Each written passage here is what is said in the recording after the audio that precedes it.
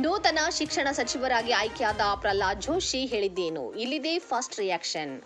ಧರ್ಮೇಂದ್ರ ಪ್ರಧಾನ್ ಅವರಿಂದ ತೆರವಾದ ಕೇಂದ್ರ ಶಿಕ್ಷಣ ಖಾತೆಯನ್ನು ಬಿಜೆಪಿ ಹಿರಿಯ ನಾಯಕ ಕರ್ನಾಟಕದ ಪ್ರಹ್ಲಾದ್ ಜೋಶಿ ಹೊತ್ತುಕೊಂಡಿದ್ದಾರೆ. ನೀಟ್ ಪ್ರಶ್ನೆ ಪತ್ರಿಕೆ ಸೋರಿಕೆಯಿಂದ ಹೊತ್ತಿಕೊಂಡ ವಿರೋಧದ ಕಿಡಿ ಧರ್ಮೇಂದ್ರ ಪ್ರಧಾನ್ ಅವರ ರಾಜೀನಾಮೆವರೆಗೆ ಬಂದು ತಲುಪಿದೆ. ಕಾಕ್ರೋಚ್ ಜನತಾ ಪಾರ್ಟಿ ವಿದ್ಯಾರ್ಥಿಗಳ ಹೋರಾಟಕ್ಕೆ ಮಣಿದು ಪ್ರಧಾನ್ ಹುದ್ದೆಯಿಂದ ಕೆಳಗಿಳಿದಿದ್ದು, ಕೇಂದ್ರ ಸಚಿವ ಜೋಶಿ ಅವರಿಗೆ ಹೆಚ್ಚುವರಿ ಜವಾಬ್ದಾರಿ ನೀಡಲಾಗಿದೆ. ನೂತನ ಶಿಕ್ಷಣ ಸಚಿವರಾಗಿ ಆಯ್ಕೆಯಾದ ಬಳಿಕ ಮೊದಲ ಬಾರಿ ಪ್ರತಿಕ್ರಿಯೆ ನೀಡಿದ ಜೋಶಿ ಈ ಜವಾಬ್ದಾರಿಯನ್ನು ಮಾನವೀಯತೆಯಿಂದ ನಿಷ್ಠೆಯಿಂದ ನಿರ್ವಹಿಸುವುದಾಗಿ ತಿಳಿಸಿದರು.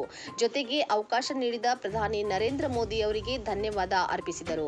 ಶಿಕ್ಷಣ ಸಚಿವಾಲಯದ ಹೆಚ್ಚುವರಿ ಜವಾಬ್ದಾರಿಯನ್ನು ವಹಿಸಿಕೊಂಡ ನಂತರ ಕೇಂದ್ರ ಸಚಿವ ಪ್ರಹ್ಲಾದ್ ಜೋಶಿ ಸುದ್ದಿಗಾರರ ಜೊತೆ ಮಾತನಾಡಿದರು. ಪ್ರಧಾನಿಯವರು ನನ್ನ ಮೇಲೆ ನಂಬಿಕೆ ಇಟ್ಟಿದ್ದಾರೆ ಮತ್ತು ಅಂತಹ ಮಹತ್ವದ ಜವಾಬ್ದಾರಿಯನ್ನು ನನಗೆ ವಹಿಸಿದ್ದಾರೆ. ಸಂಪೂರ್ಣ ನಮ್ರತೆ ಮತ್ತು ಬಲವಾದ ಜವಾಬ್ದಾರಿಯ ಪ್ರಜ್ಞೆಯೊಂದಿಗೆ ನಾನು ಈ ಕರ್ತವ್ಯವನ್ನು ಪೂರೈಸುತ್ತೇನೆ.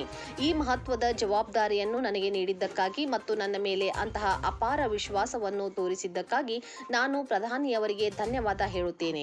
ಅವರ ಮಾರ್ಗದರ್ಶನ ಮತ್ತು ನಾಯಕತ್ವದಲ್ಲಿ ನಾನು ಪ್ರಾಮಾಣಿಕವಾಗಿ ಕೆಲಸ ಮಾಡುತ್ತೇನೆ ಮತ್ತು ಈ ಇಲಾಖೆಯಲ್ಲಿ ಅವರ ನಿರೀಕ್ಷೆಗಳನ್ನು ಪೂರೈಸಲು ನನ್ನ ಕೈಲಾದಷ್ಟು ಪ್ರಯತ್ನಿಸುತ್ತೇನೆ.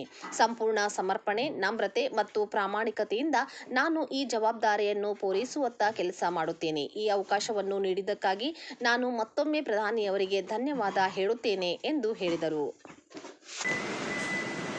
अभी मुझे पता चला है कि माननीय प्रधानमंत्री जी ने मेरे ऊपर जिम्मेदारी मुझे जिम्मेदारी दिया है और इस जिम्मेदारी को माननीय प्रधानमंत्री जी के अपेक्षा अनुसार मैं जिम्मेदारी निभाऊंगा.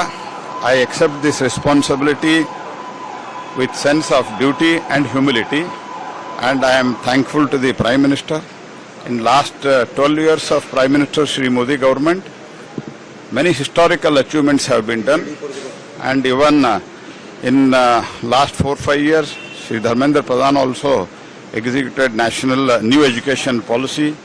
All such things have been done, and country is really, it has advanced very well in the new education system, and under the guidance of the Prime Minister, I will try to perform to the best of my capacity under Prime Minister's guidance.